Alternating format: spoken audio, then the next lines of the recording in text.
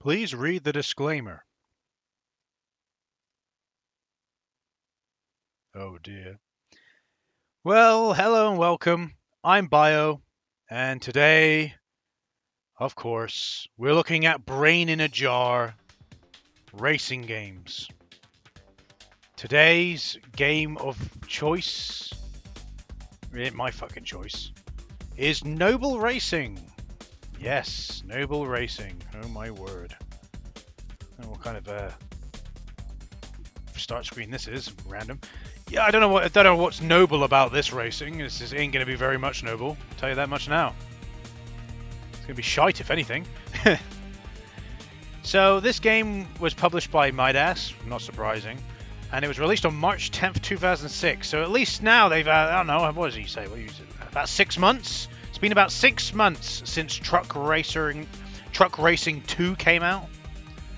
So they've had 6 months to develop this game. Not that they did. Not that they did. But they've had 6 months to develop it. So let's have a look to see what's changed, if anything. Of course, the menu layout's going to be exactly the same because, of course, they can't create a different looking menu because that's too difficult. Fantastic. One player menu. Test drive. Oh, it's a test drive, is it? We have a club event, car challenge, track challenge. Let's have a test drive then. So, the car we have is an M12 GTO 3R. Oh, okay, so there is a slight improvement. Now we can actually see a screenshot from the track instead of just the track mini-map. We also have a picture of the car, but we only have one car we can choose to begin with. Keep in mind that there is literally like what is that? 1, 2, 3, 4, 5 cars you can play as. And oh look, you can change their colours. Oh, fantabulosi. There's quite a few different colours. I'll go with an indigo blue is the closest to purple we're gonna get. And we have only one track we can play. Fantastic. One race it is then, I guess. There seems to be quite a few tracks, but still. It all depends on how this is going to play. At the end of the day, it's going to be the same as the other Brain in the Jar games. It's basically a palette swap. Okay, that's a bit fucking close to the fucking... Bit close to the back of the car. Oh, there we go. That's better. 4 points of contact, 4 views. The track looks about as good as the rest. Okay. It looks like the turning's going to be... not great. Is it going to be inconsistent like it was in Truck Racing 2? Probably. Looks like it.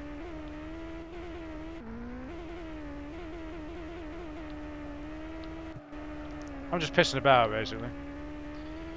I like how no other car has given us the... Alright, so use the handbrake to kind of drift. Doesn't mean it's good, though.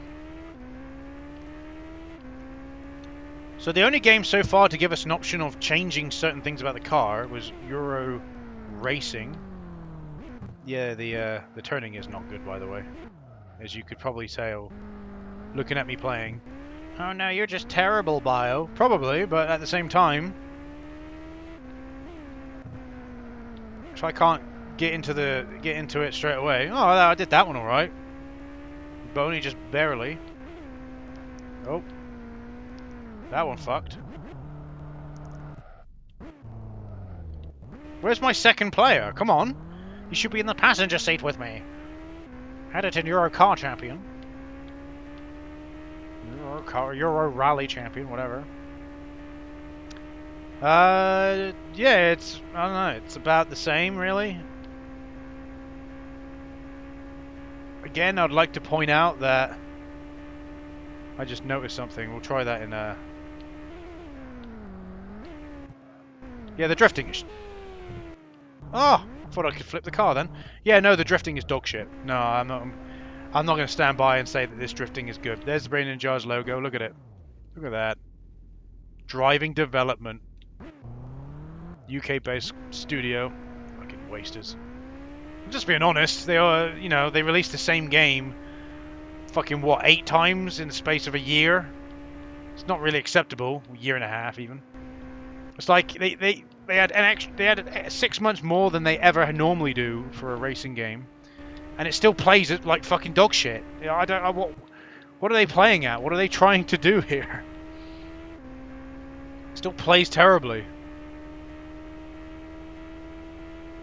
Well, they're an indie game developer, probably. No excuse. Telling me you couldn't make it play better than this? Really? See, I can give credit to some of the shitty kart racing video games, even the fucking data design ones, because you got these unique, quirky characters and you can have a laugh at it. What can you laugh at this about? What can you laugh at? You can't fucking laugh at this. It's fucking boring. It's just this fucking basic, boring-ass looking track with basic, boring-ass looking cars with terrible fucking controls. And they are terrible controls. It's not good. It doesn't feel fluid. It doesn't feel nice. The one thing I can at least say with this game is at least it doesn't have inconsistent turning. The turning is actually consistent. It's not great. Or else I'd be fucking up more than I am. But you see there, a little bit too early there. It's just boring, isn't it? I have to kind of like make my own kind of fucking jokes and comedy. I'm gonna try going through this gap. There's a gap. Invisible wall. But I can go there. But I can go. You can clearly see I can go there. If I'm not supposed to go there, you could have easily just put another wall there. But I guess they forgot, or too lazy, or because let's be honest, that's going to be one of the excuses. But to me, it just feels like even the oh look, you did a pretty successful drift there. It doesn't feel nice though. It just feels like that was a complete fluke and there was nothing to do. It's like I just so happened to give credit to the drift course. Like there, it's like what the fuck are you doing turning? Again, the turning is at least consistent, but it's just not good turning. Most of the drifts I do are flukes.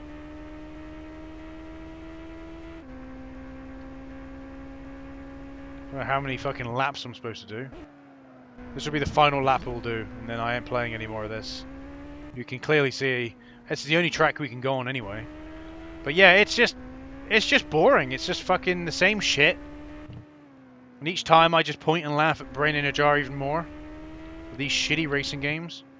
Same fucking sound effects. They use the same sound effects in all of their racing games. The same boring ass track design. Like, why bother?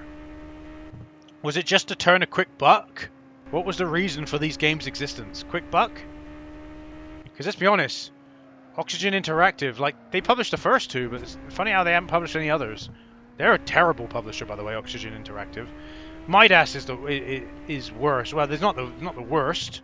Midas did publish an odd, interesting game every now and then, like Battle Hunter, for example.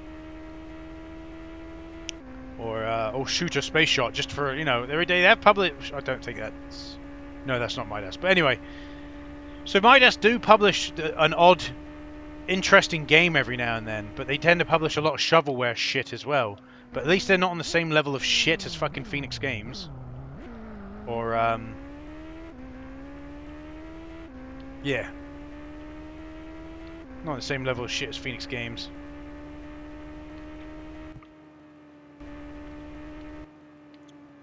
They're not the worst developer. The worst developer of all, the worst publisher of all time, in my opinion. Besides the recent ones for obvious reasons, Ubisoft for obvious reasons, EA for obvious reasons. In terms of game quality, it's definitely LGN, because LGN made games that looked like they could be good, but they were actually absolute dog shit. So. Whereas with Phoenix Games, you looked at the cover, you're like, yeah, I knew what I was getting into here. God damn it, this fucking so shit. Oh, I'm gonna stop here because we're in lap 4 anyway. So it's the same shit as we've had previously from Brain in a Jar. It's terrible. Just don't play it. What else is there to say? Noble Racing. Not very noble in my eyes. Piece of fucking shit. Anyway, I've been Bio. Thanks for watching. I think we've got 2 more Brain in a Jar racing games to look at, and then we can put it to the side and hopefully never look at it again. Hopefully. Yeah. I'll see you again. Bye bye.